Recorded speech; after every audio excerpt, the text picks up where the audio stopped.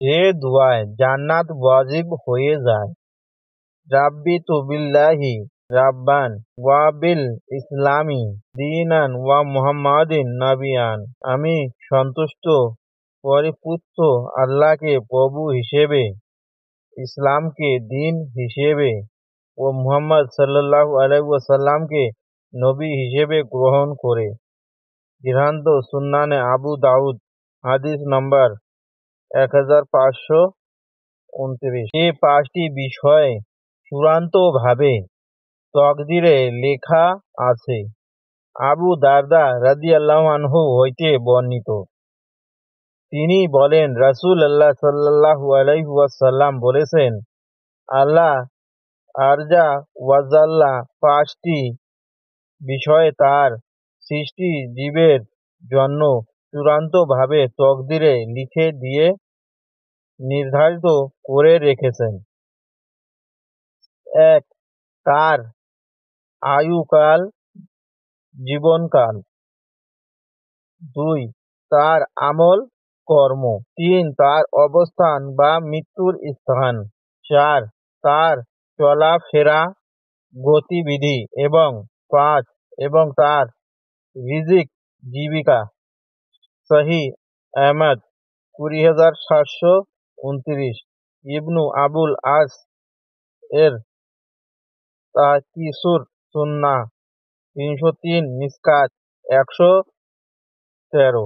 মুমিনগণ, তোমাদের ধন সম্পদ ও সন্তান সন্ততি যে তোমাদেরকে আল্লাহর স্মরণ থেকে গাফেল না করে।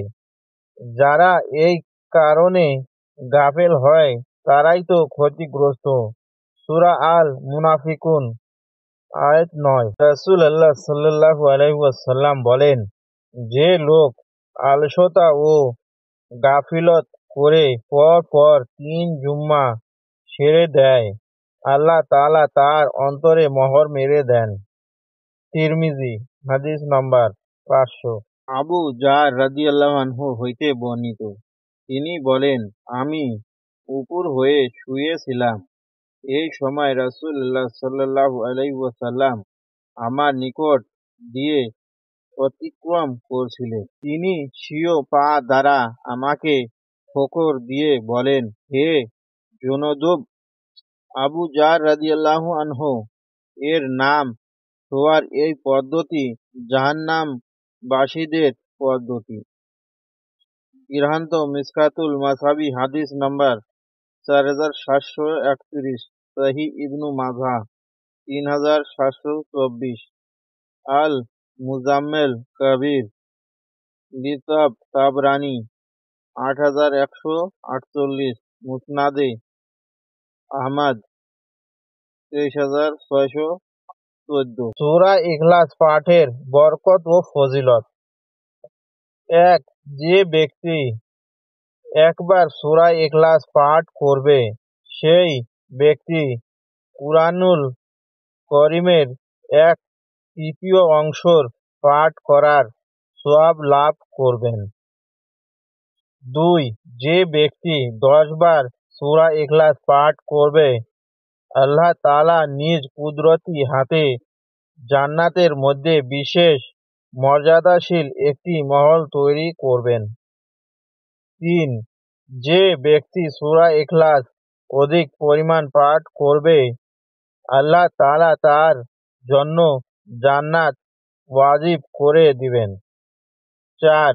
যে ব্যক্তি সূরা ইখলাস অধিক পরিমাণ পাঠ করবে, আল্লাহ তাআলা তার লাশ বহন করার জন্য হযরত জিবরাইল আলাইহিস সালামের সাথে ৭০,০০০ ফেরেশতা প্রেরণ করবেন।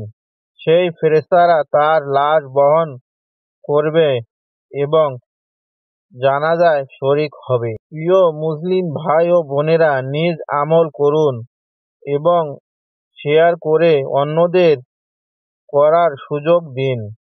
সুবহানাল্লাহ, আলহামদুলিল্লাহ। যারা আল্লাহর সাথে ও যারা ঈমান এনেছে তাদের সাথে ধোঁকাবাজি করেছে, কিন্তু আসলে তারা নিজেদেরকেই প্রতারণা করেছে।